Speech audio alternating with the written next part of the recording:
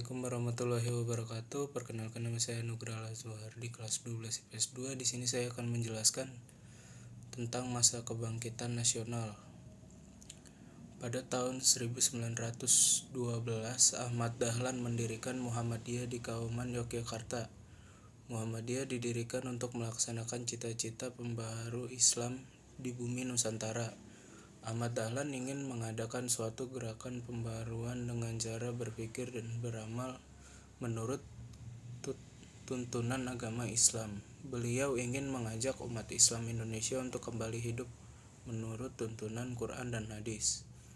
Gagasan pembaruan Muhammadiyah disebarluaskan oleh Ahmad Dahlan dengan mengadakan tablik ke berbagai kota.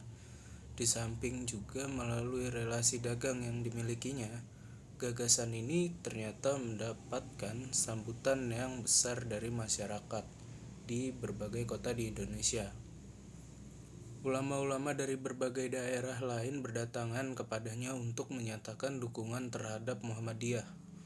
Muhammadiyah makin lama menjadi berkembang hampir di seluruh Indonesia atas jasa Kiai Haji Ahmad Dahlan.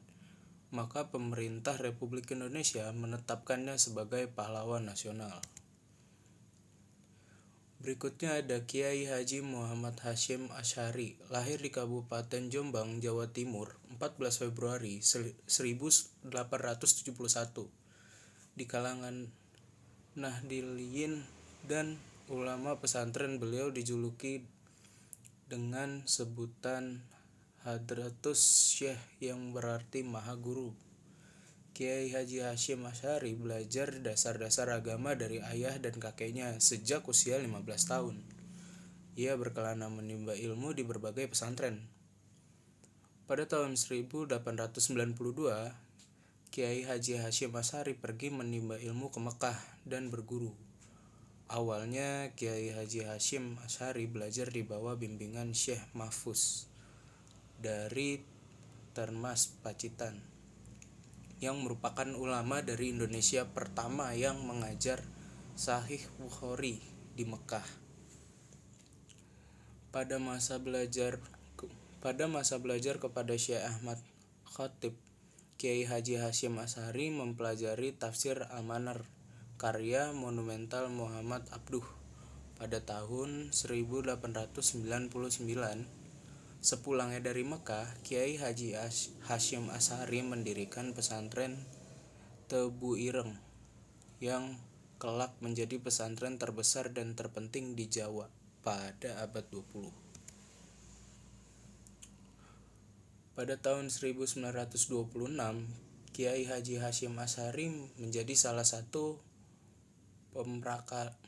pemrakarsa berdirinya Nahdlatul Ulama atau NU, yang berarti kebangkitan ulama.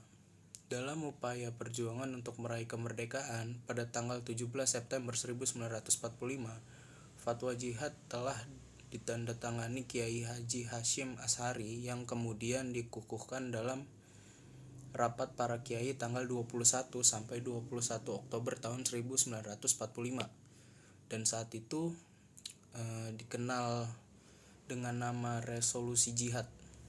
Resolusi Jihad sebagai pengobar semangat para ulama dan santri dalam melakukan perlawanan terhadap penjajah. Selain itu juga mendesak pemerintah agar segera menentukan sikap melawan kekuatan asing yang menggagalkan kemerdekaan. Surabaya menjadi medan pertempuran antara Laskar Hizbullah dan Sekutu. Berbekal fatwa jihad yang diteguhkan dalam resolusi jihad yang isinya menyerukan kepada seluruh elemen bangsa khususnya umat Islam untuk membela NKRI. Pertempuran 10 November 1945, Laskar Ulama dan Santri menjadi garda terdepan dalam pertempuran. Nah, berikutnya ada kesimpulan. Setelah agama Islam masuk ke Indonesia, banyak perubahan yang terjadi baik dari segi politik, ekonomi, budaya, dan agama. Peranan umat Islam di Indonesia sangat banyak, termasuk pada masa penjajahan, masa kemerdekaan, dan masa sekarang. Seluruh aspek yang kita rasakan juga tidak luput dari peranan para pejuang-pejuang Islam terdahulu yang turut andil dalam merebut kemerdekaan dan mempertahankannya sampai saat ini. Mungkin itu saja yang bisa saya sampaikan. Itulah beberapa penjelasan dari kelompok kami. Kurang lebihnya mohon maaf. Wassalamualaikum warahmatullahi wabarakatuh.